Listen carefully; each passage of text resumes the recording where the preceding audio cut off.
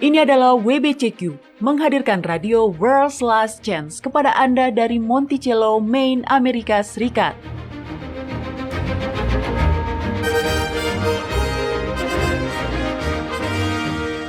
Kerinduan hati dari setiap orang Kristen selama 2000 tahun adalah melihat Sang Juru Selamat kembali dan mendirikan sebuah kerajaan kekal di atas bumi.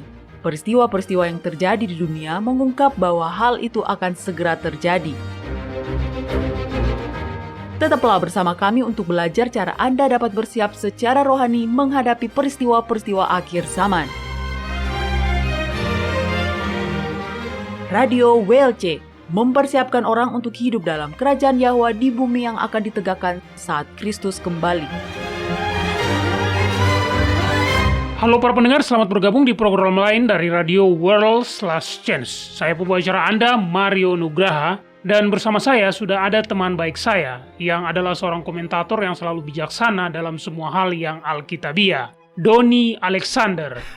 Ya, terima kasih telah mendengarkan siaran kami para pendengar. Kami senang Anda telah menjadikan kami bagian dari hari-hari Anda. Oke para pendengar, Doni telah mendapatkan beberapa informasi yang sangat menarik untuk dibagikan kepada kita dari Kitab Wahyu.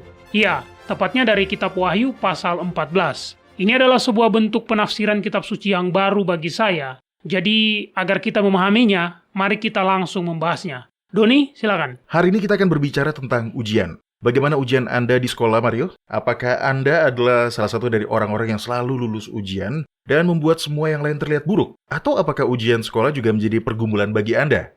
Sebenarnya itu tergantung dengan mata pelajarannya, Doni. Saya berhasil dengan baik pada sebagian besar mata pelajaran, tetapi ada juga beberapa yang lebih menantang. Ya, saya pikir kita semua mengalami hal yang sama. Kakak ipar saya adalah seorang guru dan dia senang mengumpulkan jawaban-jawaban lucu dan salah yang dituliskan anak-anak didiknya pada lembaran kuis dan ujian mereka. Oh ya? Seperti apa? Bisakah Anda memberi kami contohnya, Doni? Nah, misalnya, pada saat tes mata pelajaran sejarah, ada sebuah soal yang bunyinya, apa yang berakhir pada tahun 1896? Oke, berarti jawabannya adalah beberapa peristiwa sejarah, tren, atau hukum? Asumsi saya begitu, Doni? Ya, benar. Seharusnya begitu, Mario. Tapi siswa itu tidak tahu jawabannya. Jadi, untuk menjawab pertanyaan, apa yang berakhir pada tahun 1896, dia menulis 1895.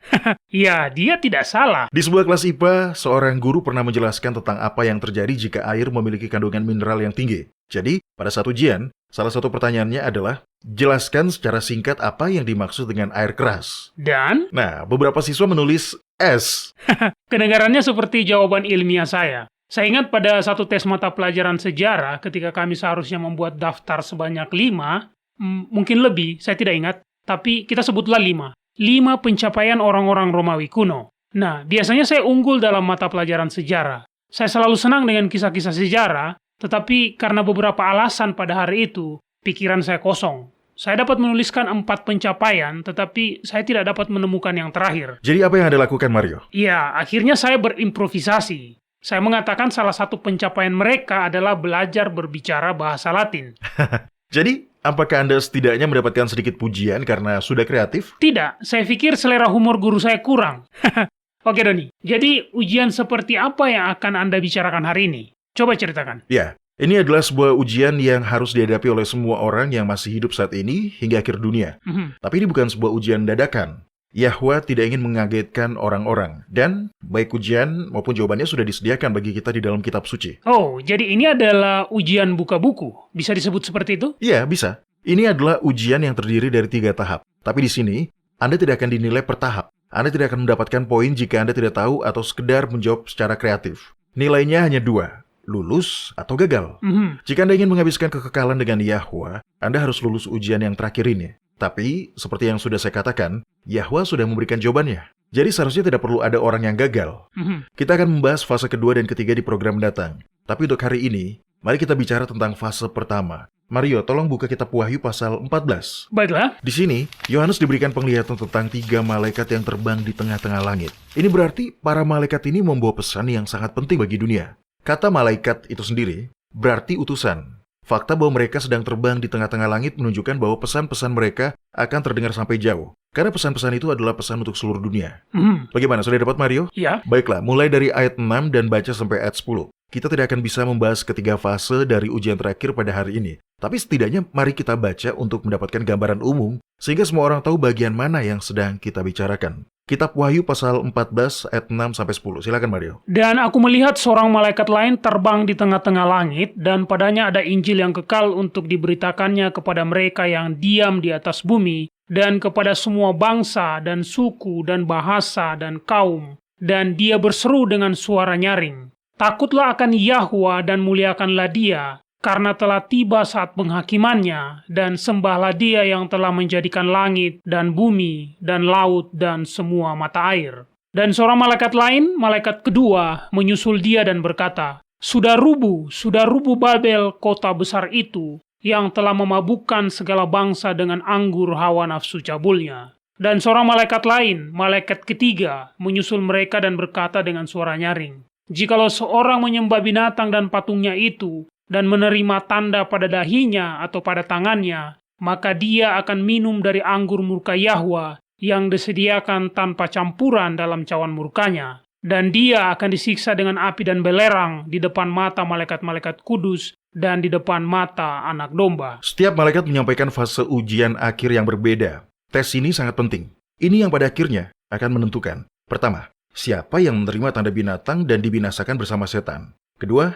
siapa yang akan mendapatkan kehidupan kekal bersama Yahwa. Tahap pertama dari ujian tersebut terkandung dalam pesan yang disampaikan oleh malaikat pertama. Tolong baca sekali lagi Mario ayat 6 dan 7. Dan aku melihat seorang malaikat lain terbang di tengah-tengah langit, dan padanya ada Injil yang kekal untuk diberitakannya kepada mereka yang diam di atas bumi, dan kepada semua bangsa, dan suku, dan bahasa, dan kaum. Dan dia berseru dengan suara nyaring, "Takutlah akan Yahwa dan muliakanlah Dia, karena telah tiba saat penghakimannya, dan sembahlah Dia yang telah menjadikan langit dan bumi, dan laut, dan semua mata air." Perhatikan, bahwa malaikat pertama ini disebut membawa Injil kekal untuk diberitakan kepada mereka yang diam di bumi.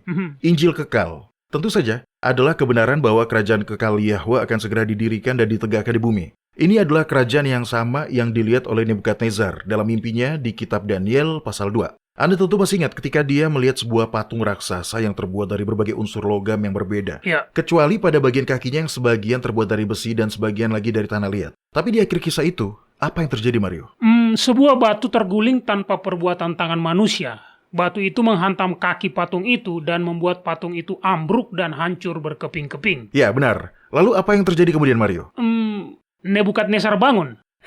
Dia kan bermimpi. Oke, saya tidak tahu. Apa yang terjadi selanjutnya, Doni? Nah, batu itu mulai tumbuh membesar. Batu itu tumbuh dan menjadi gunung yang sangat besar. Saya ingin Anda membaca tafsiran Daniel tentang peristiwa itu. Karena itulah janji yang tersembunyi di fase pertama dari ujian terakhir yang disampaikan di dalam kitab Wahyu pasal 14. Oke, saya pernah mendengar perkataan bahwa semua kitab dalam Alkitab berakhir di kitab Wahyu. Ya, itu betul. Oke, kitab Daniel pasal 2 ayat 44. Di sini Daniel menjelaskan apa yang dimaksud dengan batu yang menghantam kaki patung itu dan menghancurkannya. Dan kemudian tumbuh menjadi gunung besar yang memenuhi seluruh bumi. Kitab Daniel pasal 2 ayat 44. Baiklah, di sini dikatakan, tetapi pada zaman raja-raja, Eloa semesta langit akan mendirikan suatu kerajaan yang tidak akan binasa sampai selama-lamanya, dan kekuasaan tidak akan beralih lagi kepada bangsa lain. Kerajaan itu akan meremukkan segala kerajaan dan menghabisinya, tetapi kerajaan itu sendiri akan tetap untuk selama-lamanya. Inilah Injil yang kekal itu, kabar baik yang diwartakan oleh Yahusua dan para rasul, bahwa kerajaan Yahwa, kerajaan kekalnya, akan didirikan di bumi, dan itu akan tetap untuk selama-lamanya. Lihat, dari sejak semula rencana Bapa adalah untuk mendirikan kerajaannya di bumi. Itulah yang dia ingin lakukan selama ini. Dosa mengganggu rencana ilahi tersebut, tetapi dosa tidak membatalkan rencana ini. Dosa hanya menundanya. Kabar baik dari Injil adalah bahwa melalui pengorbanan Kristus, rencana Yahwa sekarang dapat diselesaikan. Bumi akan diisi kembali dengan orang-orang yang telah ditebus, dan Bapa akan memindahkan kotanya, Yerusalem baru, ke bumi untuk menjadi ibu kota alam semesta. Ya, itu sungguh kabar yang baik. Oke, jadi apa tujuan dari ujian 3 tahap ini, Doni? Apakah itu untuk membuktikan seberapa besar seseorang telah rela, atau entahlah, menderita untuk masuk ke dalam kerajaan Yahwa? Atau apakah untuk membuktikan seberapa besar mereka bersedia bertahan? Saya tidak akan mengatakan ini adalah sebuah pembuktian. Keselamatan adalah sebuah kesepakatan yang sudah selesai bagi semua orang yang menerimanya. Ini adalah sebuah hadiah gratis. Karena itu, kita menyebutnya anugerah. Benar. Mengatakan bahwa ujian itu bertujuan untuk membuktikan sesuatu adalah cukup berbau usaha untuk mendapatkan keselamatan. Saya pikir lebih akurat untuk mengatakan bahwa tujuan dari tes 3 tahap ini adalah untuk, pertama, mengungkapkan apa yang ada di dalam hati, baik kepada individu maupun pada semua yang nampak di alam semesta. Dan yang kedua, untuk memberi kepada setiap orang kesempatan untuk membuat pilihan sadar bagi diri mereka sendiri. Siapa yang akan mereka patuhi? Yahwa atau setan? Itu penekanan yang bagus. Setan selalu mencoba memaksakan kehendak, tetapi Yahwa tidak seperti itu. Jadi secara spesifik, apakah tes yang pertama ini, Doni? Siapa yang akan Anda patuhi? Siapa yang akan Anda percaya? Oke, Mario. Bacakan lagi apa yang dikatakan malaikat yang pertama. Oke. Yang malaikat itu katakan saja, yang lain jangan. Takutlah akan Yahwa dan muliakanlah Dia, karena telah tiba saat penghakimannya, dan sembahlah Dia yang telah menjadikan langit dan bumi, dan laut, dan semua mata air. Siapa yang akan dihakimi? Kita. Bukan itu yang dikatakan di ayat itu. Baca lagi, Mario. Takutlah akan Yahwa dan muliakanlah Dia, karena telah tiba saat, penghakimannya. Jadi Yahwa yang sedang dihakimi. Tapi itu artinya apa, Doni? Yahwa sedang dihakimi dalam pribadi orang-orang kudusnya. Akankah kita percaya kepadanya? Akankah kita menaatinya? Akankah kita menerima Dia berdasarkan firman-Nya?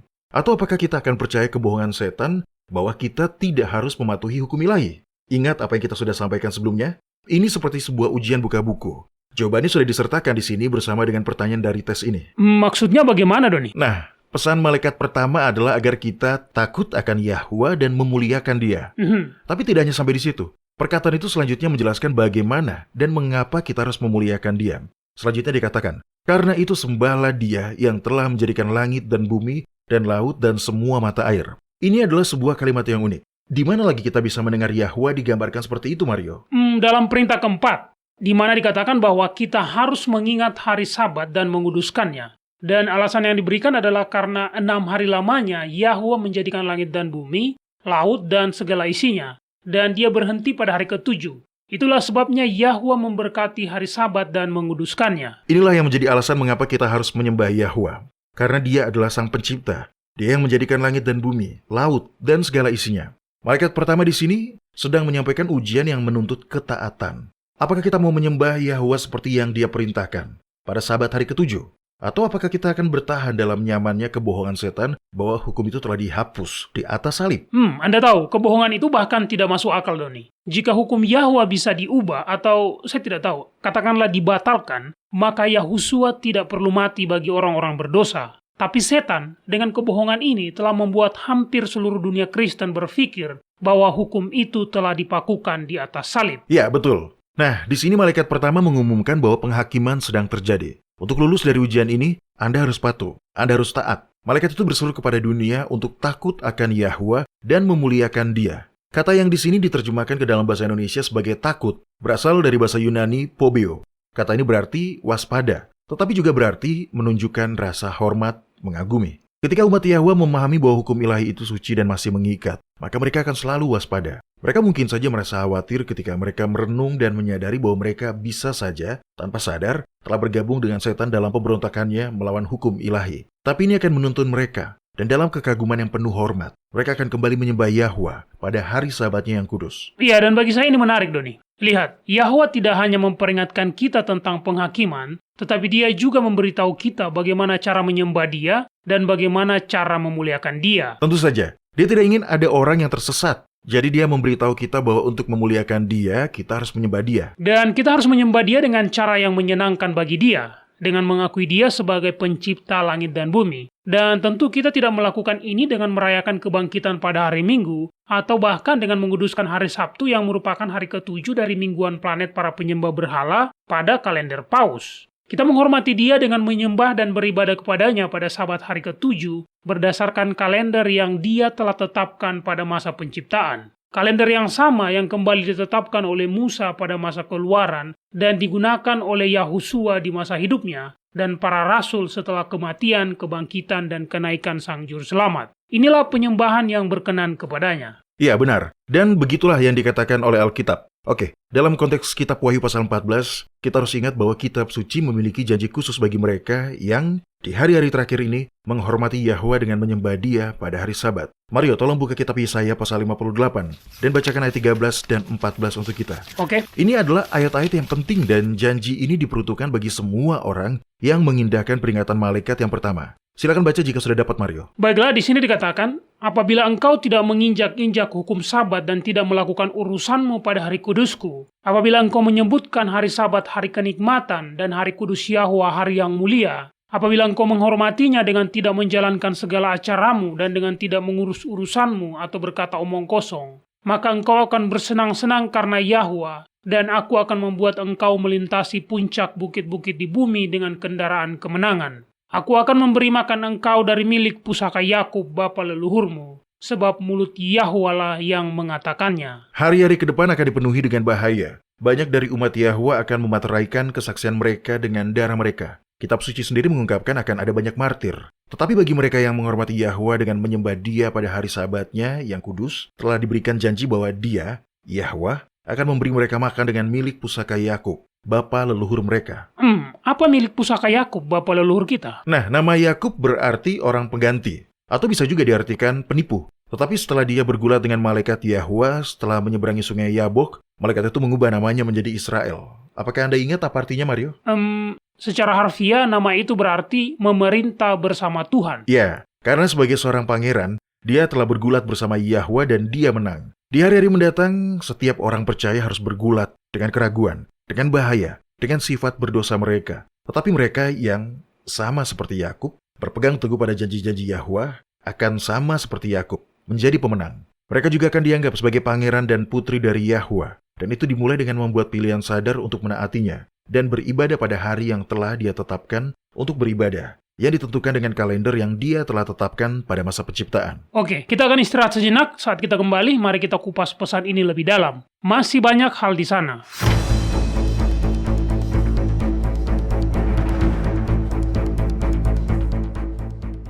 Anda mendengarkan radio World's Last Chance di WBCQ yang mengudara pada gelombang 31 meter di frekuensi 9330 kHz. Radio World's Last Chance mempersiapkan orang untuk menyambut Sang Juru Selamat yang segera kembali.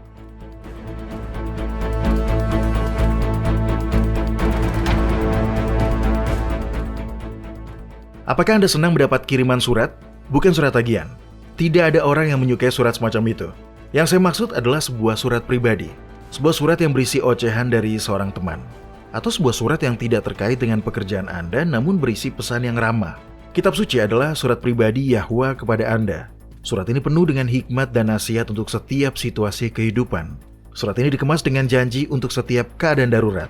Semakin banyak Anda menghabiskan waktu dalam firman Yahwa, semakin banyak kebenaran yang akan Anda temukan untuk menyenangkan jiwa Anda, menyegarkan pikiran Anda, dan menghibur hati Anda. Di satu sisi, Alkitab seperti bawang. Alkitab mengandung beberapa lapisan makna. Ada cerita indah untuk membangun iman di hati anak-anak. Ada pelajaran hidup untuk para remaja dan anak-anak muda. Ada tuntunan bagi mereka yang berurusan dengan masalah-masalah orang dewasa. Dan ada penghiburan untuk orang-orang yang sudah tua. Namun, terkadang sulit untuk memahami bagian-bagian tertentu dari kitab suci. Jika Anda ingin belajar bagaimana membuat waktu belajar Alkitab Anda menjadi lebih efektif, jika Anda ingin belajar bagaimana memahami bagian-bagian yang sulit atau tidak jelas dari Alkitab, kunjungi worldslastchance.com. Cari kunci pembelajaran Alkitab yang efektif. Anda tidak perlu seorang pastor atau pendeta untuk memberitahu Anda apa yang harus dipercayai. Anda dapat mempelajarinya sendiri. Cari kunci pembelajaran Alkitab yang efektif di worldslastchance.com. Saya menyukai fakta bahwa dalam ujian terakhir ini, sebagaimana yang diuraikan dalam kitab Wahyu pasal 14, terkait pesan dari 3 malaikat, Bapa memberi kita jawaban atas ujian itu.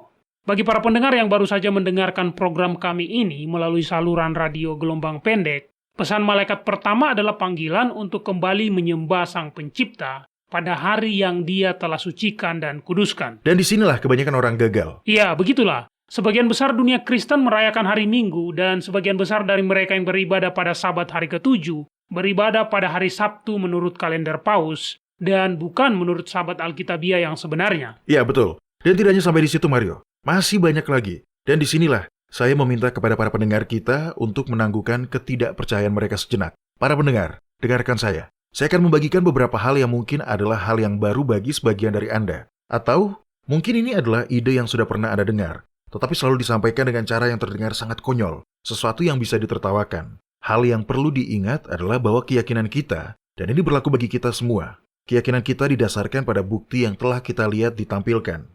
Jadi, ketika apa yang akan saya sampaikan ini, mungkin Anda akan lihat sebagai sesuatu yang konyol. Dan reaksi spontan Anda adalah mengganti saluran siaran ini. Maka saya meminta Anda untuk bertahan sebentar. Terdapat bukti-bukti ilmiah yang kuat untuk mendukung apa yang akan saya katakan. Ya, cukup adil. Coba saya tebak. Anda sepertinya ingin menyampaikan sesuatu yang lebih besar dari sekedar perbedaan antara kalender modern, yaitu kalender Masehi, dan kalender kuno Alkitab. Iya, kalimat dari kitab Wahyu pasal 14 ayat 7 ini sangat penting. Takutlah akan Yahwa dan muliakanlah Dia, karena telah tiba saat penghakimannya, dan sembahlah Dia yang telah menjadikan langit dan bumi dan laut dan semua mata air. Ayat ini memberi kita alasan mengapa kita harus menyembah Yahwa, karena Dialah sang pencipta. Dan kita harus menyembah Dia sebagai pencipta dari ciptaannya. Apa maksud Anda, Doni? Hanya ada satu ciptaan. Jadi tentu saja Dia adalah sang pencipta itu. Lantas, apa maksud Anda dengan perkataan, kita menyembah Dia sebagai pencipta dari ciptaannya? Setan telah mengaburkan kepercayaan orang-orang tentang realitas ciptaan Yahwa. Setan membuat orang berpikir bahwa bumi adalah sebuah bola yang berputar dan menggelinding di alam raya yang luas dan tak terbatas. Tapi bentuk bumi di dalam firman Yahwa tidak seperti itu. Dan jika Anda pikir bahwa Anda sudah tahu kemana saya akan mengarahkan pembicaraan ini, sekali lagi, tunggu. Jangan abaikan perkataan saya ini tanpa mendengar buktinya. Karena ada bukti-bukti ilmiah yang mendukung saya. Oh, Anda sedang berbicara tentang permukaan bumi yang datar. Iya, tapi itu tidak sama dengan apa yang sudah digambarkan selama ini. Di mana jika orang berjalan sampai ke ujung bumi, maka, hati-hati, nanti Anda jatuh ke bawah. Tidak seperti itu. Kitab suci mengajarkan bahwa permukaan bumi relatif datar dan bukan bulat. Dan permukaan bumi ini tertutup dengan sebuah kubah pelindung yang kokoh. Oke, tunggu sebentar. Sebelum melanjutkan, mari berikan bukti ilmiahnya, Doni. Saya pikir kita semua sudah terbiasa menerima model ilmiah modern dan mengabaikan penjelasan kitab suci. Apa yang tertulis di kitab suci sudah dianggap sebagai sebuah gagasan yang kuno. Iya, benar. Ya, jelas. Kita tidak punya waktu untuk menjelaskan panjang lebar mengapa kitab suci dan sains mendukung bumi yang datar. Jadi, sekarang saya hanya akan mengarahkan para pendengar kita ke arah yang benar. Kemudian, para pendengar, carilah waktu Anda sendiri untuk melakukan penelitian Anda sendiri. Tapi tolong pastikan Anda melakukan penelitian itu. Oh iya, ada beberapa program radio WLC yang membahas topik ini. Ya, betul. Dan ada banyak informasi online yang berupa artikel ataupun video-video YouTube. Bahkan ada beberapa orang penyampai fakta yang dulunya bekerja untuk NASA. Bukti yang paling meyakinkan, menurut perkiraan saya, untuk bumi datar adalah geometri bola. Anda tidak bisa berdebat dengan matematika. Memang sudah begitu. Kita telah diberitahu bahwa keliling bumi hanya terdiri dari 40.000 kilometer, lebih sedikit, atau hampir 25.000 mil. Jadi, jika ini benar, dan bumi benar-benar bulat, itu berarti bahwa hanya ada beberapa kilometer yang dapat Anda lihat dalam garis lurus sebelum kelengkungan bumi mulai menurun, dan segera Anda tidak dapat melihatnya lagi. Sekali lagi, ini adalah persamaan matematika sederhana. Jika bumi benar-benar bulat, jika kelilingnya benar-benar 40.000 kilometer, hanya akan ada beberapa kilometer saja yang bisa Anda lihat dari kejauhan. Tapi itu dibantah oleh fakta bahwa kita bisa melihat lebih jauh. Dan semakin tinggi Anda naik, semakin jauh Anda bisa melihat. Saat Anda berada di atas pesawat, Anda dapat melihat lebih jauh dari yang seharusnya dapat Anda lihat, berdasarkan fakta geometri bola. Jika memang bumi benar-benar memiliki keliling 40.000 kilometer. Dan tidak peduli seberapa tinggi Anda naik, permukaan bumi masih akan tetap terlihat datar. Itu benar. Foto-foto yang bertebaran yang menunjukkan kelengkungan bumi hanyalah foto yang diambil dengan lensa mata ikan yang ada pada kamera GoPro yang digunakan di ketinggian. Jadi, para pendengar, lakukanlah riset sendiri. Hitunglah secara matematis. Bumi dengan permukaan yang datar tidak sekonyol seperti yang telah diajarkan kepada kita ketika Anda sudah mulai menerapkan prinsip-prinsip geometri. Terima kasih Mario. Dan apa yang kebanyakan orang tidak tahu, karena dengan hikmat modern kita selalu menutupinya, adalah fakta-fakta bahwa kitab suci juga mengajarkan kebenaran tentang bentuk bumi. Berkali-kali, kitab suci menyatakan bahwa Yahwa mengokohkan bumi dan membuatnya tidak bergerak. Tidak ada putaran atau rotasi yang terjadi. Kita telah mengabaikan Alkitab dengan menganggapnya hanya berpuisi. Ketika pada kenyataannya, pernyataan Alkitab dapat didukung secara ilmiah. Iya, kitab Kejadian pasal 1 bahkan berbicara tentang kubah langit yang menutupi bumi. Kata yang digunakan adalah rakia, yang secara harfiah berarti tidak bergerak dan kokoh. Benar, tidak akan ada yang namanya jatuh ke luar angkasa. Nah, poin yang ingin saya sampaikan di sini adalah bahwa jika kita benar-benar mau menghormati Yahwa sebagai pencipta langit dan bumi, dan segala isinya, maka kita harus menerima struktur bumi sebagaimana yang Dia telah katakan, yaitu bahwa bumi itu diam dan tidak bergerak. Kita harus mengakui Dia sebagai pencipta langit dan bumi sebagaimana penjelasan Alkitab.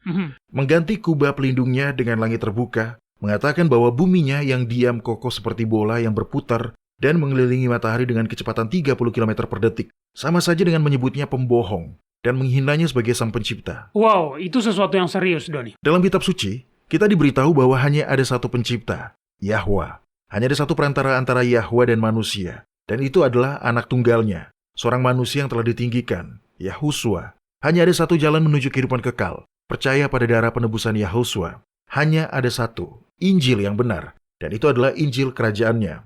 Hanya ada satu baptisan, baptisan dengan pencelupan, dan hanya ada satu iman, dan hanya ada satu ciptaan. Dan kitab suci mengatakan bahwa ciptaan itu adalah sebuah bumi yang diam, tidak bergerak, yang terlindung dengan sebuah kubah pelindung. Ya, malaikat pertama menyerukan kepada kita untuk menyembah Sang Pencipta.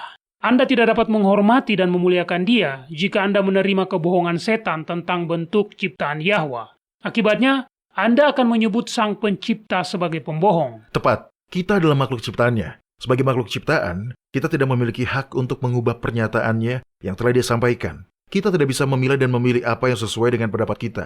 Kita harus menerima semuanya atau tidak sama sekali, dan kita harus menyelaraskan keyakinan dan kepercayaan kita berdasarkan firman-Nya. Dan bukannya menolak kitab suci karena telah tidak sesuai dengan sains yang kita akui. Terlalu sering pengetahuan modern secara keliru disebut sebagai sains. Betul, Doni. Dan sains modern telah menjadi sangat mendarah daging, sangat melekat. Kita mendapatkannya di sekolah, di berita-berita, secara umum di mana-mana. Kemudian ketika kita menemukan sebuah ide yang berbeda dalam kitab suci, kita dengan mudah mengabaikannya dan menganggapnya sebagai tulisan puitis semata. Inilah hal yang harus kita ingat. Kebenaran itu seperti sebuah rantai yang menghubungkan surga ke bumi. Setiap tautan dari rantai itu adalah sebuah elemen kebenaran yang berharga. Setiap mata rantai harus dihargai karena jika kita secara sadar atau sengaja menolak, sekalipun hanya satu dari mata rantai ini, karena tidak sesuai dengan teori yang diajarkan di sekolah, atau bertentangan dengan orang-orang yang disebut bijaksana di dunia, maka kita telah memutus rantai ini. Kita tidak hanya menyangkal Bapa, tetapi kita membuat diri kita sendiri masuk ke dalam kondisi untuk menolak kebenaran yang lebih tinggi. Ya, itu masuk akal.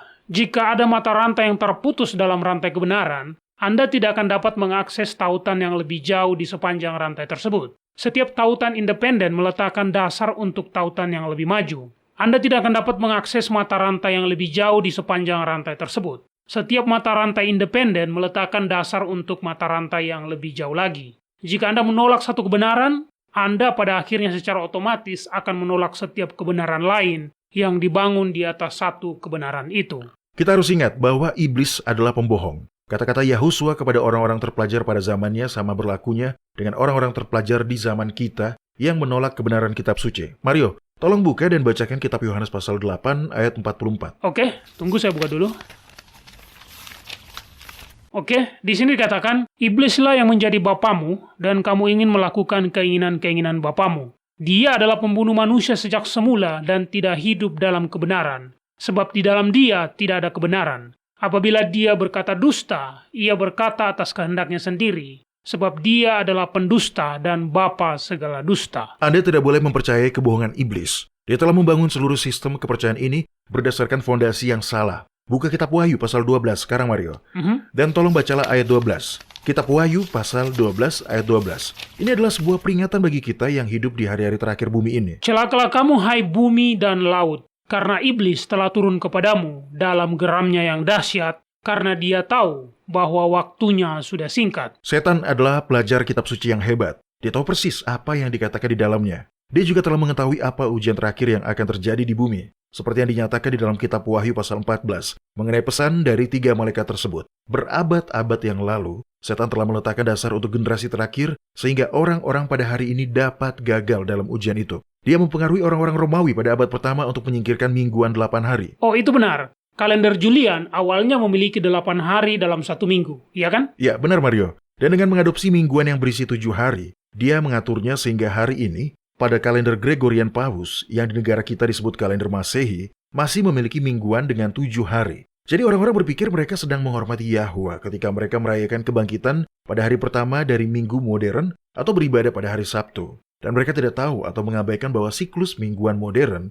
tidak sejalan dengan siklus mingguan Alkitab. Hal-hal ini sama dengan apa yang diajarkan dalam bidang astronomi dan di dalam banyak bidang ilmu pengetahuan saat ini. Iya benar, kita tidak boleh lupa bahwa para Yesuit telah berada di balik banyak hal yang disebut kemajuan dalam bidang astronomi. Pesan malaikat pertama memberitahu kita bahwa penghakiman sedang berlangsung. Ini harus menjadi peringatan bagi semua orang untuk membuang model penciptaan alternatif yang dianut oleh sebagian besar dunia saat ini. Bagaimana kita dapat ditemukan menyenangkan di mata Yahwa jika kita menolak kebenaran yang diwahyukannya tentang penciptaan, dunia, hari Sabat, dan lain-lain, dan menggantinya dengan kebohongan setan? Iya, tidak. Kita tidak akan bisa menyenangkan dia dengan cara itu, Doni. Tahap pertama dari ujian terakhir mengungkapkan bahwa adalah tidak cukup dengan hanya percaya kepada Yahwa sebagai satu-satunya Tuhan yang benar. Kita juga harus menerima apa yang telah dia nyatakan tentang bumi dan cakrawala. Kalau tidak, kita menyebut dia pembohong. Dan saya rasa tidak ada di antara kita yang ingin melakukan itu. Iya, dan dengan menggunakan analogi kebenaran Anda sebagai sebuah rantai, saya pikir ini juga menunjukkan bahwa jika kita gagal pada fase pertama dari ujian akhir ini, maka kita juga akan gagal pada fase kedua dan ketiga. Setiap ujian akan lebih sulit dari yang sebelumnya. Tentu saja, terang baru selalu membawa salib ketaatan, dan masing-masing malaikat ini membawa terang yang baru. Apakah Anda mau taat ketika sebuah terang yang baru telah dinyatakan? Sangat penting bagi kita untuk mulai membiasakan ketaatan mulai dari sekarang. Karena ketika tanda binatang itu diterapkan, dan jika kita telah terbiasa menyerah dan mengikuti arus, maka kita akan jauh lebih mungkin untuk menyesuaikan diri dengan pemaksaan yang terjadi pada saat itu. Kita, bahkan sekarang, sudah berada dalam fase pertama dari ujian terakhir ini. Untungnya, Bapa Surgawi telah memberitahu kita apa yang perlu kita lakukan untuk menjadi pemenang. Dan semua kekuatan dan kuasa surga telah siap untuk membantu mereka yang meminta pertolongan kepadanya. Oke, jangan kemana-mana para pendengar. Ketika kami kembali, kami akan menjawab pertanyaan-pertanyaan yang Anda telah kirim ke kotak surat harian kami. Tetaplah di sini.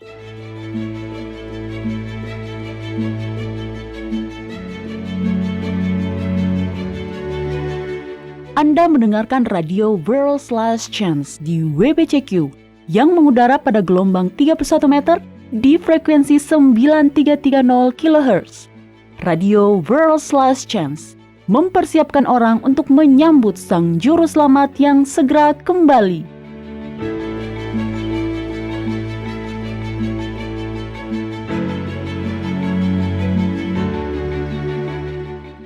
Hukum Yahwa bukanlah daftar aturan yang tidak masuk akal yang dibuat secara sembarangan.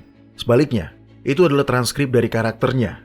Hukum Yahwa adalah, dalam arti yang sangat nyata, adalah hukum kasih. Dan kita semua bersalah karena melanggarnya. Rasa bersalah adalah salah satu emosi terburuk yang bisa dirasakan manusia. Rasa bersalah dapat membuat Anda dipenuhi dengan rasa malu dan penyesalan. Yang terburuk, rasa bersalah dapat memisahkan jiwa dari Yahwa. Namun, kabar baik dari Injil adalah bahwa Yahwa menerima orang-orang berdosa. Dia mengirim anaknya sendiri untuk menyelamatkan umat manusia. Dan keinginan terdalam Yahwa adalah agar semua orang mau bertobat dan datang kepadanya. Anda tidak perlu menunggu sampai Anda berhenti berbuat dosa sebelum Anda datang kepada Yahwa. Anda tidak perlu menunggu sampai Anda berhasil menahan godaan beberapa kali. Tidak ada yang telah Anda lakukan atau yang dapat Anda lakukan yang dapat menyebabkan Yahwa berpaling dari Anda. Satu-satunya hal yang bisa menghalangi adalah pilihan pribadi Anda sendiri. Jadi pilihlah, ulurkan tangan iman dan pegang janji-janjinya. Keselamatan adalah milik Anda. Yang harus Anda lakukan adalah menerimanya dengan iman. Jika Anda ingin mempelajari lebih lanjut tentang karunia keselamatan yang luar biasa tersebut, carilah artikel yang berjudul Pengharapan Orang Berdosa di worldslastchance.com. Datanglah kepadanya sekarang, apa adanya Anda, dan Bapa akan menerima Anda.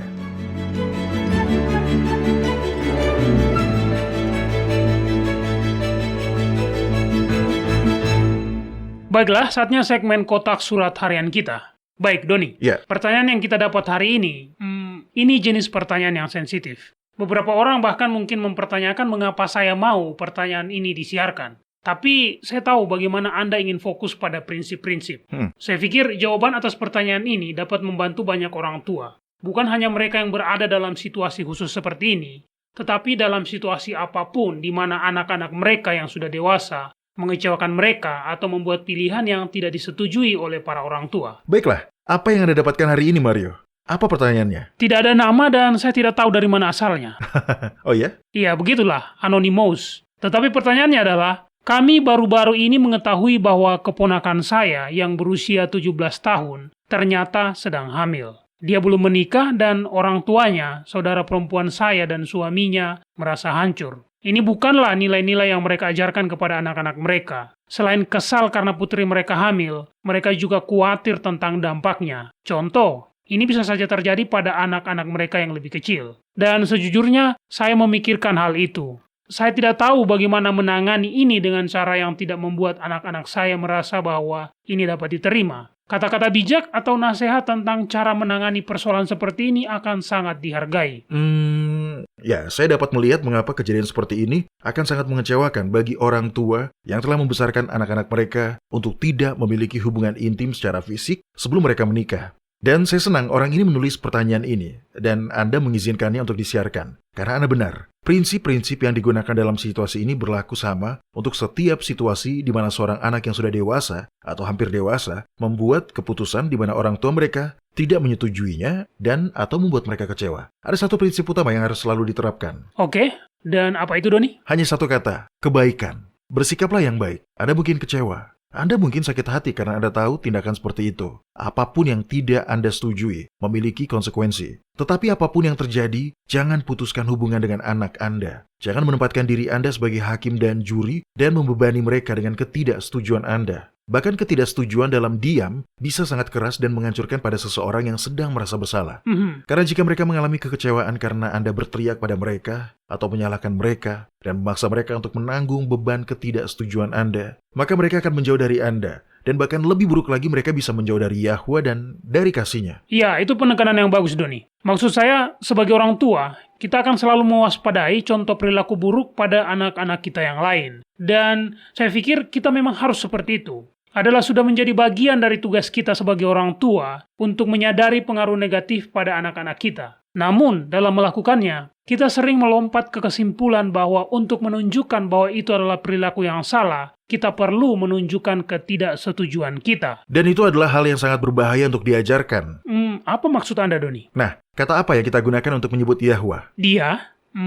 Bapa? Ya, tepat. Bapa. Kita mengajar anak-anak kita bahwa Yahwa adalah Bapa yang penuh kasih. Kita memberitahu mereka bahwa kita semua berdosa. Tetapi jika kita mau datang kepada Yahwa apa adanya, maka Dia akan menerima kita. Jadi, kemudian, ketika salah satu dari anak-anak kita, atau keponakan, atau orang lain, membuat kesalahan, mereka akan mengawasi kita untuk melihat apakah kita mencerminkan penerimaan tanpa syarat yang sama seperti yang kita klaim diberikan oleh Bapa Surgawi ketika orang-orang berdosa datang kepadanya. Iya, itu poin yang bagus, Doni. Coba kita renungkan nasib dari seorang perempuan yang terjebak dalam persinahan. Yang di dalam kitab Yohanes pasal 8 ayat 4, menurut kesaksian dari orang-orang Farisi, bahwa dia telah ditangkap dalam persinahan. Yang menimbulkan pertanyaan adalah, mengapa mereka tidak menyeret laki-lakinya juga kepada Kristus? Iya, dia mungkin terlibat. Dia mungkin ikut dalam pengaturan ini agar mereka bisa menjebak Yahusua. Tapi bagaimanapun juga, ketika Sang Juru Selamat bertanya kepada perempuan itu, tidak adakah seorang pun yang menghukum engkau? Dan perempuan itu berkata, tidak ada, Tuan. Ini akan menjadi pembukaan yang sempurna baginya untuk menceramahi perempuan itu tentang betapa buruknya melakukan persinahan dan menjelaskan bagaimana, walaupun dia mengasihinya, tapi dia juga membenci dosa. Tapi, Doni dan para pendengar, Kristus tidak melakukan itu. Sebaliknya, dia hanya berkata, aku pun tidak menghukum engkau. Pergilah dan jangan berbuat dosa lagi. Ya, dia tidak menghukumnya, Doni. Tidak. Dan itu adalah sebuah tema yang berulang di seluruh kitab suci. Mario, tolong buka kitab Zakaria pasal 3 dan bacakan ayat 1 dan 2. Oke. Dalam perikop ini, Zakaria diperlihatkan penglihatan tentang seorang laki-laki yang menjadi imam besar pada waktu itu. Namanya Yosua. Dan sebagai imam besar, dia secara simbolis menanggung dosa umat. Ya, jadi bisa dibilang dia adalah seorang pendosa. Benar. Nah, yang saya ingin Anda perhatikan adalah apa yang malaikat Yahwa katakan kepada iblis ketika iblis menuduh Yosua sebagai orang berdosa. Oke, silakan baca di kitab Zakaria pasal 3 ayat 1-2. Kemudian dia memperlihatkan kepadaku imam besar Yosua berdiri di hadapan malaikat Yahwa, sedang iblis berdiri di sebelah kanannya untuk mendakwa dia. Lalu berkatalah malaikat Yahwa kepada iblis itu, Yahwa kiranya menghardik engkau, hai iblis. Yahwa yang memilih Yerusalem kiranya menghardik engkau. Bukankah dia ini puntung yang telah ditarik dari api? Ayat-ayat ini menceritakan adegan di depan pengadilan. Yosua, sebagai wakil Israel, bersalah atas semua dosa Israel, dan setan tampil untuk mendakwanya. Tetapi malaikat Yahwa menegur setan. Ketika kita mengutuk orang lain karena dosa-dosa mereka, kita berdosa pada diri kita sendiri. Iya, kita menjadi munafik untuk satu hal. Anda ingat apa yang Yahusua katakan dalam khotbahnya di atas bukit? Nah, ini dia. Ini dari kitab Matius pasal 7. Dia berkata, "Jangan kamu menghakimi supaya kamu tidak dihakimi. Mengapakah engkau melihat selumbar di mata saudaramu, sedangkan balok di dalam matamu tidak engkau ketahui? Bagaimanakah engkau dapat berkata kepada saudaramu, biarlah aku mengeluarkan selumbar itu dari matamu, padahal ada balok di dalam matamu? Hai orang munafik, keluarkanlah dahulu balok dari matamu, maka engkau akan melihat dengan jelas untuk mengeluarkan selumbar itu dari mata saudaramu." Itu bagian yang bagus, ya kan? Yahusua pandai menggunakan kata-kata. Anda benar, ketika kita menghakimi orang lain, kita menjadi orang yang munafik. Karena, seperti yang dikatakan di kitab Roma pasal 3 ayat 23, semua orang telah berbuat dosa dan telah kehilangan kemuliaan Yahwa. Jadi dengan menghakimi orang lain, kita memanjakan diri dalam kesombongan rohani, dengan mengatakan bahwa dosa-dosa kita tidak seberat dosa mereka. Itulah kemunafikan dan kesombongan rohani. Tapi lebih dari itu, kita melakukan pekerjaan setan ketika kita mendakwa orang lain. Apa maksud Anda, Doni? Setan adalah pendakwa saudara-saudara kita. Ketika kita mencela orang lain, kita melakukan pekerjaan itu untuknya. Dan percayalah, dia tidak membutuhkan bantuan kita. Iya, saya pikir bagi kebanyakan orang, perihal ini tidak sejelas itu, Doni. Saya pikir banyak orang, terutama jika mereka adalah orang tua, benar-benar khawatir tentang pengaruh dosa yang lebih mencolok pada anak-anak mereka, terutama dosa yang bersifat seksual. Jadi, bagi sebagian orang, mereka mencoba untuk mencapai keseimbangan antara membenci dosa dan mengasihi orang berdosa. Dan ketika mereka melakukan itu, mereka membuat orang berdosa merasa dibenci. Coba Anda bayangkan, katakanlah putri Anda mendatangi Anda dan berkata, "Saya transgender." Apakah Anda menunjukkan kasih Yahwa yang tanpa pamrih jika Anda mengusir anak Anda dari rumah? Tidak. Katakanlah saudara ipar Anda dan pasangan lamanya menikah. Apakah Anda mengikuti teladan Yahusua ketika Anda menolak untuk mengundang suami ipar Anda ke acara keluarga hanya karena mereka gay? Nah, kita perlu meniru teladan Kristus. Jika dia menjauhkan diri dari orang-orang berdosa, orang-orang Farisi akan menerima dia. Karena itulah yang mereka lakukan. Mereka adalah orang-orang hebat dalam hal membatasi diri dari orang berdosa. Tapi bukan itu yang Kristus lakukan. Di sini, saya punya beberapa ayat yang saya ingin Anda bacakan, Mario. Kitab Matius pasal 9 ayat 10-13. Baik. Kemudian ketika Yahusua makan di rumah Matius, datanglah banyak pemungut cukai dan orang berdosa dan makan bersama-sama dengan dia dan murid-muridnya. Pada waktu orang Farisi melihat hal itu, berkatalah mereka kepada murid-murid Yahusua, "Mengapa gurumu makan bersama-sama dengan pemungut cukai dan orang berdosa?" Yahusua mendengarnya dan berkata, "Bukan orang sehat yang memerlukan tabib, tetapi orang sakit. Jadi pergilah dan pelajarilah arti firman ini. Yang ku kehendaki ialah belas kasihan dan bukan persembahan. Karena aku datang bukan untuk memanggil orang benar, melainkan orang berdosa." Itu adalah jenis kasih dan kebaikan dan penerimaan yang menarik hati. Ketika Adam dan Hawa jatuh ke dalam dosa, Yahwa tidak memisahkan dirinya. Dia semakin dekat dengan umat manusia karena dia tahu bahwa cinta kasih, penerimaan yang tidak menghakimi, adalah satu-satunya cara untuk memenangkan kita kembali pada kasihnya. Oke, tapi satu pertanyaan, Doni. Bukankah orang Kristen seharusnya, saya tidak tahu, mengajar dalam kebenaran? Iya, kita harus mengajar dalam kebenaran. Tetapi mengajar seseorang dalam kebenaran tidak sama dengan menolak mereka karena dosa. Ketika kita mengambil tanggung jawab untuk menunjukkan dosa dan kegagalan orang lain, kita sebenarnya sedang merebut pekerjaan Roh Kudus. Adalah pekerjaan Roh Yahwa untuk menginsafkan orang-orang akan dosa mereka. Itu bukan pekerjaan Anda. Dan tentu saja itu bukan pekerjaan saya, Mario. Yahusua menjelaskan ini dengan sangat jelas sebelum dia dikhianati di Taman Getsemani. Nah, mari kita baca. Kitab Yohanes pasal 16 ayat 5-8. Tolong buka dan bacakan, Mario. Baiklah, tunggu sebentar.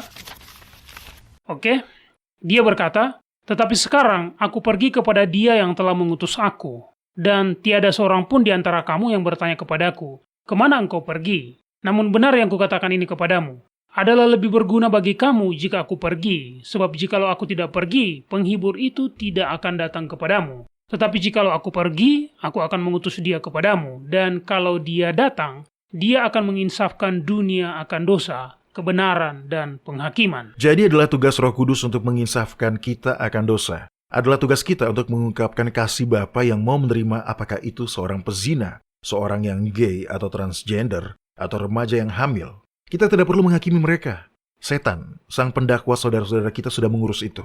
Apa yang harus kita lakukan adalah mengilhami iman mereka kepada Bapa Surgawi dengan memberi mereka penerimaan penuh kasih yang sama seperti yang diberikan Bapa kepada kita ketika kita berpaling kepadanya. Ya, terima kasih atas wawasan seperti itu, Doni. Saya tahu adalah sangat mudah untuk menemukan kesalahan dan kegagalan orang lain.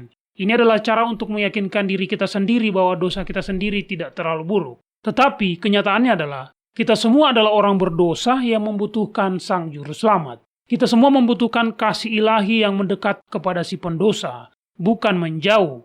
Terima kasih atas jawabannya, ini sangat menggembirakan. Baik para pendengar, silakan terus mengirim pertanyaan dan komentar Anda kepada kami. Kunjungi saja worldslastchance.com dan klik hubungi kami. Kami berharap mendengar kabar dari Anda. Anda menyukai apa yang Anda dengar? Kunjungi situs kami di worldslastchance.com untuk mendengarkan episode-episode lain dari program radio kami. Radio World's Last Chance mempersiapkan orang untuk menyambut Sang Juru Selamat yang segera kembali.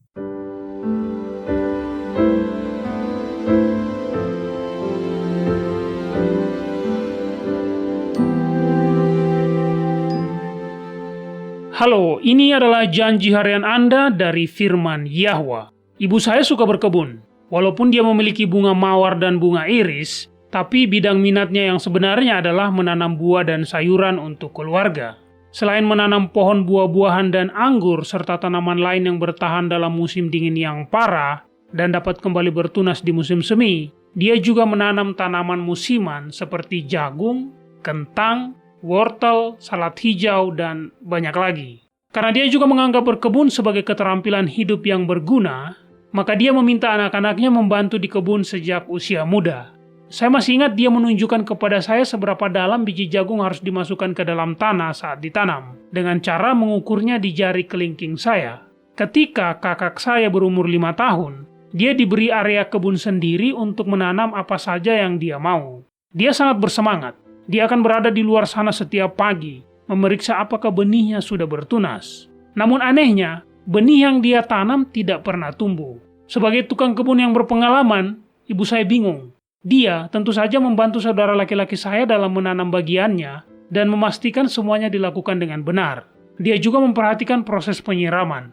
Mengapa ketika dia ingin kakak saya sukses supaya kakak saya dapat merasakan kegembiraan menumbuhkan sesuatu, mengapa petak kecilnya menolak untuk tumbuh? Setiap hari ketika saudara laki-laki saya itu akan kembali ke rumah, dia menjadi semakin putus asa lebih dari hari sebelumnya. Tidak ada yang tumbuh. Namun pada suatu hari, misteri itu terpecahkan.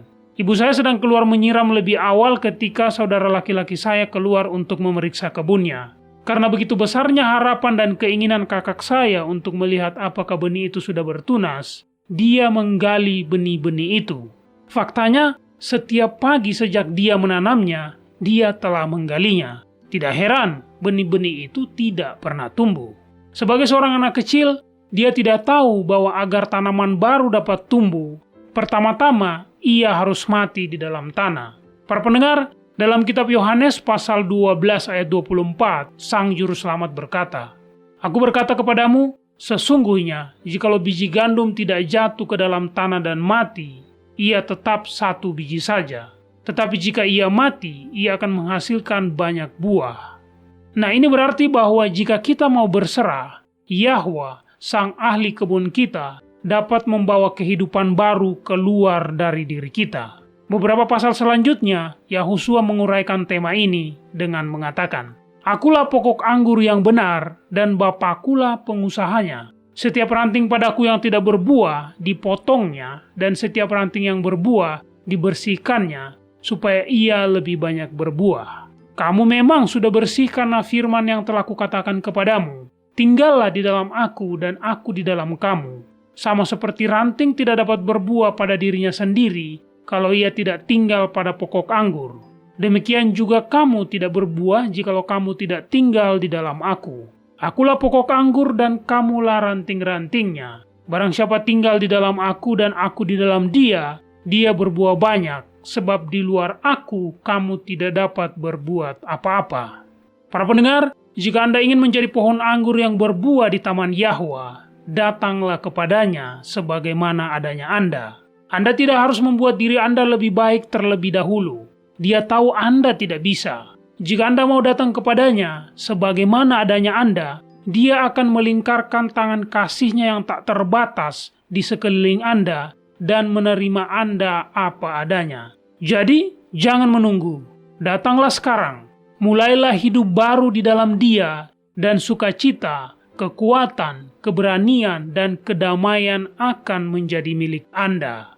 Kepada kita telah diberikan janji-janji yang besar dan berharga, majulah dan mulailah mengaminkannya.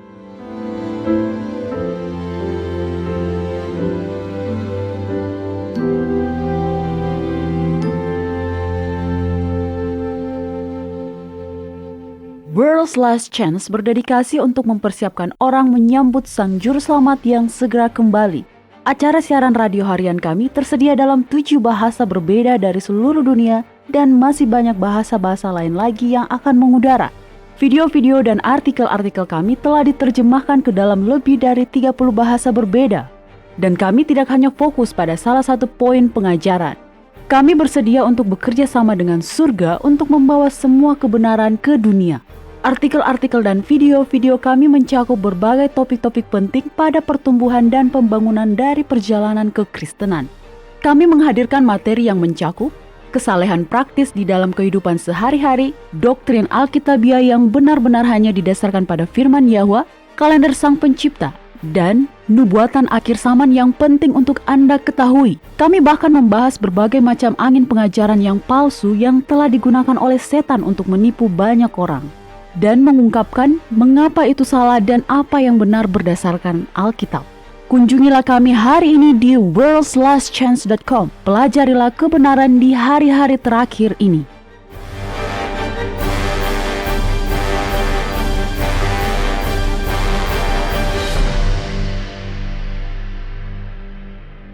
Nah, wow, saya pikir cukup jelas mengapa tidak ada pengikut Yahwa yang tulus yang akan menjadi anggota dari agama terorganisir atau bahkan denominasi Kristen.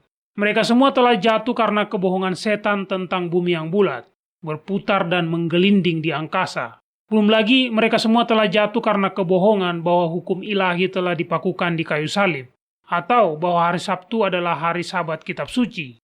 Melalui teologi dan contoh, mereka semua telah mempromosikan kebohongan setan.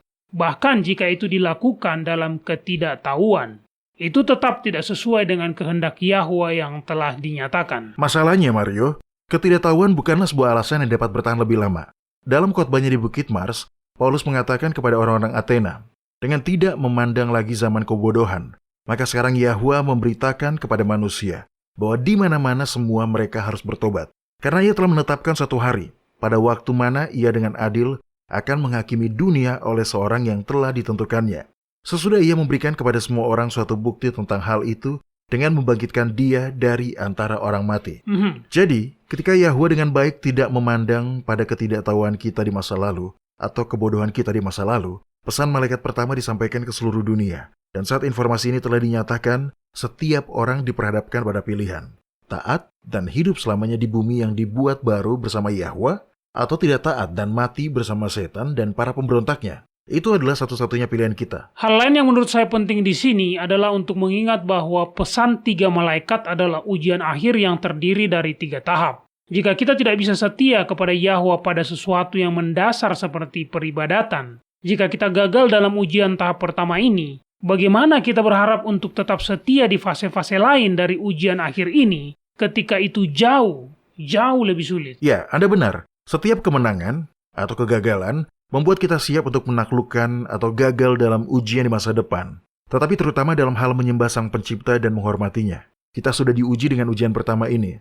Faktanya saat ini adalah sulit untuk menyembah Yahwa pada Sabat hari ke-7 berdasarkan Kitab Suci. Iya benar, dunia bersatu dalam menggunakan kalender Masehi milik kepausan. Semua pekerjaan, sekolah, dan hari libur kita diatur berdasarkan metode pengaturan waktu paus. Tetapi ketika Anda menyadari bahwa hukum ilahi masih mengikat, dan bahwa untuk memuliakan Sang Pencipta, Anda harus menyembah Dia pada hari yang ditentukan berdasarkan kalender penciptaan, kalender lunisolarnya, ya, itu sulit. Siklus mingguan kedua kalender ini tidak selaras. Anda tahu setan memiliki andil dalam hal itu, dan itu berdampak pada pekerjaan Anda, sekolah Anda. Bahkan bagi banyak orang, itu berdampak pada pernikahan mereka, hubungan interpersonal mereka dengan keluarga dan teman-teman mereka. Terang baru selalu membawa serta salib ketaatan. Pesan malaikat pertama adalah ajakan untuk memuliakan Yahwa dengan kembali menyembahnya pada hari yang Dia telah sucikan dan kuduskan. Lalu, apakah kita mau menghormati Dia dengan mempercayai firman-Nya yang menyatakan bahwa bumi itu diam dan tidak bergerak dan tertutup oleh kubah langit yang kokoh? Ini adalah ujian untuk zaman kita. Dan jika kita gagal di sini, kita tidak bisa berharap untuk melewati dua fase lain dari ujian akhir ini. Ya, ketika kita menyadari bahwa ini barulah fase pertama dari ujian akhir itu, pesan ini pun menjadi sebuah pesan yang sangat serius, Doni. Oh iya, begitulah. Ini sangat serius. Kita perlu memiliki kasih pada kebenaran Yahwa yang berhadapan dengan kematian itu sendiri. Walaupun sebagian besar dari kita tidak menghadapi kematian saat ini, ancamannya akan tergantung di masa depan ketika tanda binatang itu akan diberlakukan. Pekerjaan kita sekarang adalah bersatu dengan surga dalam menyebarkan pesan ini. Dan itu bukanlah sebuah pesan yang menyedihkan. Ini adalah pesan yang menarik. Yahusua akan segera datang. Yahwa telah menang. Dia akan segera mendirikan kerajaan kekalnya di bumi. Itu menyenangkan. Iya, pasti. Saya jadi teringat pada kitab 1 Korintus pasal 2 ayat 9 yang mengatakan, apa yang tidak pernah dilihat oleh mata, dan tidak pernah didengar oleh telinga, dan yang tidak pernah timbul dalam hati manusia, semua itu disediakan Yahwa untuk mereka yang mengasihi Dia. Jadi, Doni dan para pendengar, masa depan yang menunggu begitu baik. Kita bahkan tidak bisa membayangkannya. Keabadian bersama Yahwa, Sang Juru Selamat, para malaikat, dan semua orang-orang kudus dari setiap generasi di bumi yang baru, berapapun harga yang harus kita bayar, apapun taruhannya, itu sepadan. Bahkan jika itu diperoleh melalui kematian seorang martir. Ya, seperti yang dikatakan Salomo, kemenangan perlombaan bukan untuk yang cepat, dan keunggulan perjuangan bukan untuk yang kuat. Pemenangnya adalah mereka yang tetap setia kepada Yahwa, mereka yang memikul salib ketaatan, dan dengan iman yang sederhana, memilih untuk menghormati Dia. Dan ingat, Dia tidak mengharapkan salah satu dari kita untuk melakukannya dengan kekuatan kita sendiri. Dengarkan pasal penuh harapan ini dari kitab Yehezkiel pasal 36. Di sini dikatakan, Aku akan mencurahkan kepadamu air jernih, yang akan mentahirkan kamu dari segala kenajisanmu, dan dari semua berhala-berhalamu. Aku akan mentahirkan kamu. Kamu akan kuberikan hati yang baru, dan roh yang baru di dalam batinmu. Dan aku akan menjauhkan dari tubuhmu hati yang keras, dan kuberikan kepadamu hati yang taat. Rohku akan kuberikan diam di dalam batinmu, dan aku akan membuat kamu hidup menurut segala ketetapanku, dan tetap berpegang pada peraturan-peraturanku dan melakukannya. Iya, saya suka ayat-ayat itu, Doni. Yahwa yang melakukan pencurahan. Yahwalah yang menyucikan kita dan memberi kita hati yang baru, dan menempatkan rohnya di dalam diri kita. Yahwalah yang membuat kita berjalan menurut ketetapan-ketetapannya. Itu semua karena Yahwa. Yang harus kita lakukan adalah menyetujui prosesnya. Baik para pendengar, saya ingin berterima kasih kepada Anda masing-masing karena telah bergabung dengan kami pada hari ini. Kami berharap Anda dapat bergabung dengan kami lagi besok. Sampai jumpa dan ingatlah, Yahwa mengasihi Anda dan Dia aman untuk dipercaya.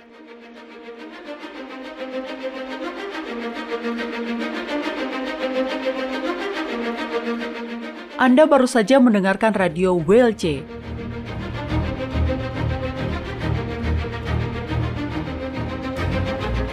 World's Last Chance berkomitmen untuk memberitakan Injil Kerajaan Yahwa kepada dunia. Nubuatan dan peristiwa-peristiwa terbaru mengindikasikan bahwa Sang Juru Selamat sudah akan kembali dalam waktu yang tidak lama lagi.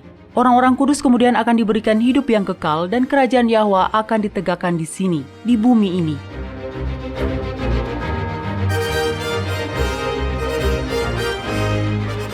Tidak ada waktu yang bisa disia-siakan. Terimalah anugerah keselamatan hari ini dan izinkan Yahwa menyelimuti Anda dengan kebenaran Kristus.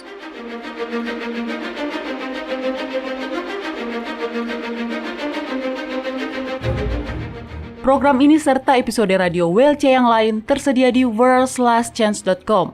Klik ikon radio WLC di bagian kanan atas beranda.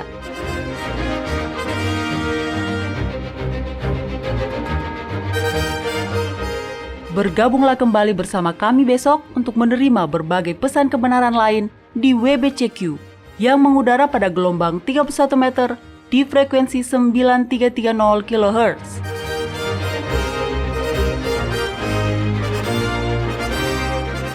Radio WLC mempersiapkan orang untuk hidup dalam kerajaan Yahwa di bumi yang akan ditegakkan saat Kristus kembali tidak lama lagi.